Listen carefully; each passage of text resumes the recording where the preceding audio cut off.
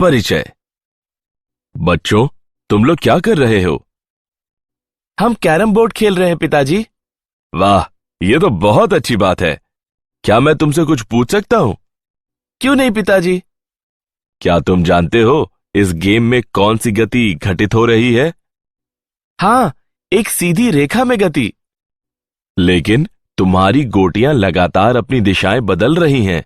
इस बारे में क्या सोचते हो? ठीक है, मैं तुम्हें बताता हूं।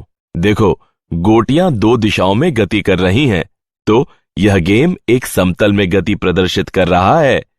क्या तुम इस बारे में और अधिक जानना चाहते हो? हाँ पिताजी। अब आइए किसी समतल में गति के बारे में और अधिक जानें। उद्देश्य।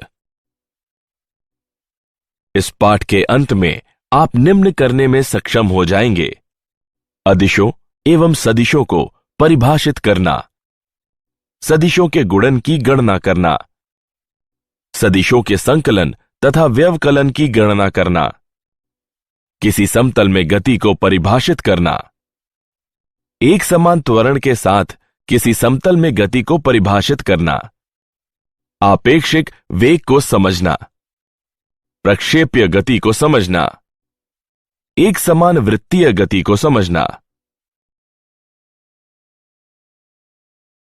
परिभाषा। दो विमाओं में किसी वस्तु की गति समतल में गति कहलाती है। हमारे दैनिक जीवन में हम अनेक गतिविधियां देख सकते हैं जिनमें दो विमाओं में गति की जाती है। उदाहरण के लिए, वायु में ऊर्ध्व दो विमीय तल में प्रक्षेपित की गई कोई वस्तु। अदिश और सदिश। भौतिकी में राशियों को दो श्रेणियों में वर्गीकृत किया जाता है।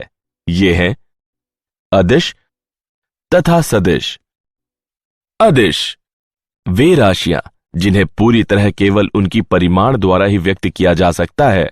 उदाहरण के लिए, कार्य, ऊर्जा, शक्ति, आवेश इत्यादि। सदिश वे राशियां जिन्हें उनके परिमाण तथा दिशा द्वारा पूरी तरह से व्यक्त किया जा सकता है।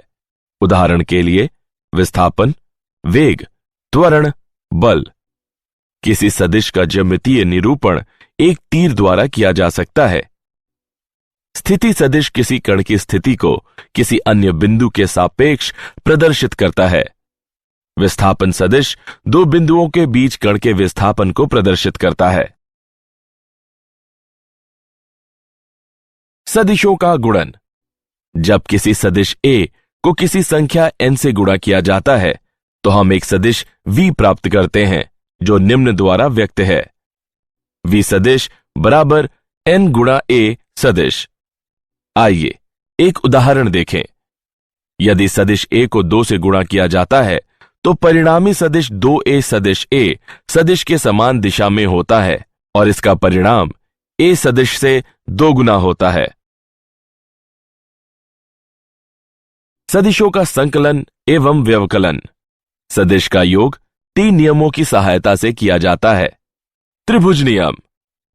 सदिशों a और b का योग है r सदिश बराबर a सदिश धन b सदिश। समांतर चतुर्भुज का नियम। यदि दो सदिश किसी समांतर चतुर्भुज की दो आसन्न भुजाओं के परिमाण एवं दिशा द्वारा व्यक्त हैं तो उनके परिणाम उभयनिष्ठ कोने से गुजरते विकर्ण द्वारा व्यक्त होंगे। बहुभुज नियम। यदि किसी बिंदु पर कार्य करते सदिशों की संख्या एक बहुभुज की भुजाओं द्वारा प्रदर्शित चक्रीय क्रम में है तो विपरीत दिशा में बहुभुज की बंद भुजा उनके परिणाम प्रदर्शित करेगी। सदिशों का व्यवकलन। व्यवकलन की प्रक्रिया ऋणात्मक चिन्हों के साथ योग वाली प्रक्रिया के रूप में देखी जा सकती है। सदिशों का वियोजन। वियोजन का अर्थ घटक भागों में विखंडित करने से है। वियोजन की प्रक्रिया सदिश संकलन के विपरीत होती है। अब घटक क्या होते हैं?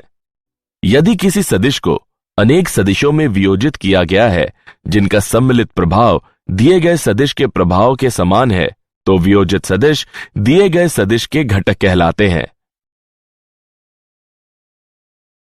किसी समतल में गति। आइए सदिशों के उपयोग द्वारा विमाओं की गति का अवलोकन करें। स्थिति सदिश एवं विस्थापन। किसी समतल में स्थित कण P का XY निर्देश तंत्र के मूल बिंदु के सापेक्ष स्थिति सदिश R को निम्न समीकरण से व्यक्त करते हैं। R बराबर XI डबल डैश धन YJ डबल डैश। माना कि एक कण वक्र पर चलता है और किसी क्षण t पर इसकी स्थिति P है और दूसरे अन्य क्षण t डैश पर इसकी स्थिति P डैश है, तो इसका विस्थापन निम्न होगा। डेल्टा R बराबर R डैश माइनस R।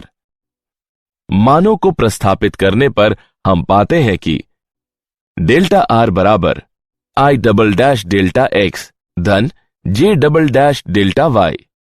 एक आयाम में किसी वस्तु का वेग और त्वरण सदैव उसकी सीधी रेखा के अनुदिश रहता है। हालांकि 2 या 3 विमाओं में गतियों के लिए वेग एवं त्वरण सदिशों के बीच 0 डिग्री और 180 डिग्री के बीच कोई भी कोण हो सकता है।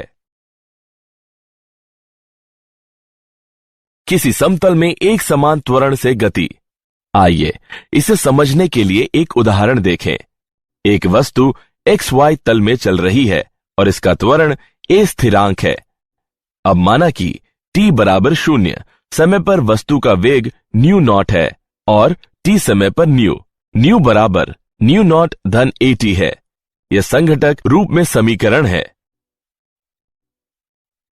हम निष्कर्ष निकाल सकते हैं कि किसी समतल में गति को 2 अभिलंबवत दिशाओं के अनुदैर्शिक स्थिरांक त्वरण के साथ 2 पृथक समकालिक एक विमीय गतियों के रूप में जाना जा सकता है।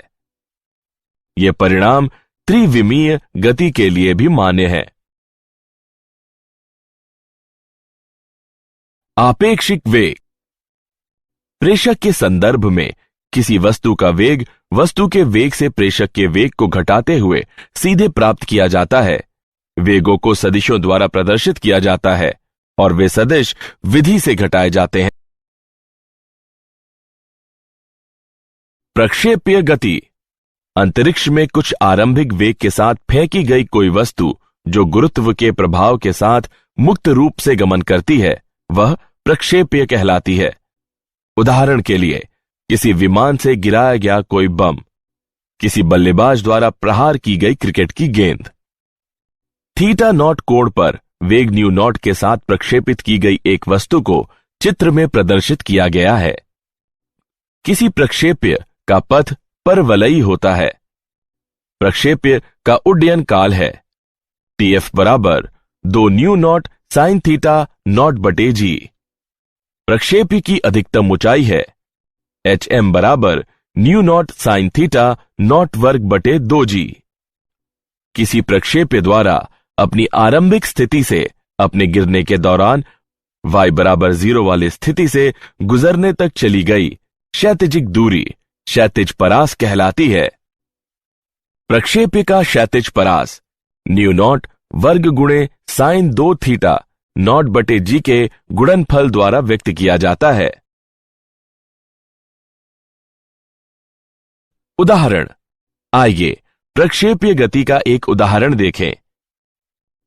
एक प्रक्षेप्य की परास 50 मीटर है और यह 10 मीटर की अधिकतम ऊंचाई तक पहुंचता है। प्रक्षेप्य का उन्नयन कितना होगा? आइए इसका हल देखें।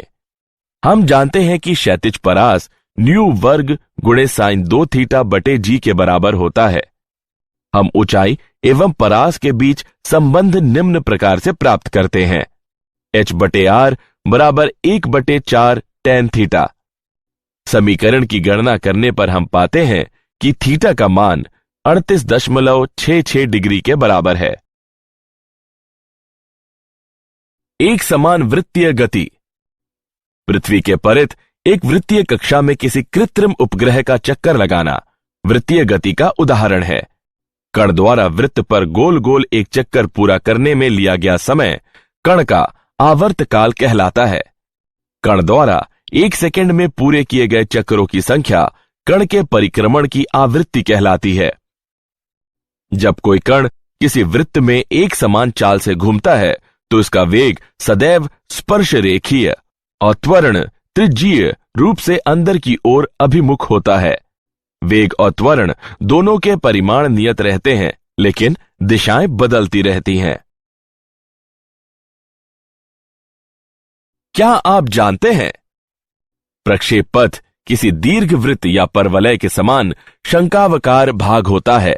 ग्रहों एवं धूमकेतुओं की प्रक्षेपित कक्षाओं से इसकी तर्क संगत उपयुक्त सीमा तक पुष्टि होती है।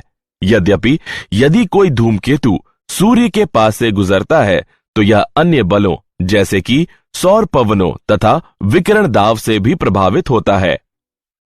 एक समान त्वरण के लिए शुद्ध गतिकीय समीकरण एक समान वृत्तीय गति पर लागू नहीं होते। वृत्तीय गति में किसी वस्तु का परिणामी त्वरण चाल अचर होने पर केंद्र की ओर अभिमुख होता है। सारांश। आइए हमने जो कुछ सीखा है उसे संक्षेप में दोहराएं। अदिश राशियां ऐसी राशियां हैं जिनमें केवल परिमाण होते हैं। सदिश राशियां ऐसी राशियां हैं जिनमें परिमाण और दिशा दोनों ही होते हैं। जब किसी सदिश को किसी संख्या जैसे कि n से गुणा किया जाता है तो हम एक सदिश v प्राप्त करते हैं जो निम्न रूप में व्यक्त है। v सदिश बराबर n गुणे a सदिश। व्यवकलन की प्रक्रिया को ऋणात्मक चिन्ह के साथ संकलन के रूप में देखा जा सकता है। यदि किसी सदिश को अनेक सदिशों में वियोजित किया जाता है जिनका सम्मिलित प्रभाव दिए गए सदिश के प्रभाव के समान होता है तो वियोजित सदिश दिए गए सदिश के घटक कहलाते हैं। 2 या 3 विमाओं में गतियों के लिए वेग और त्वरण सदिशों के बीच 0 डिग्री तथा 180 डिग्री के बीच का कोण हो सकता है।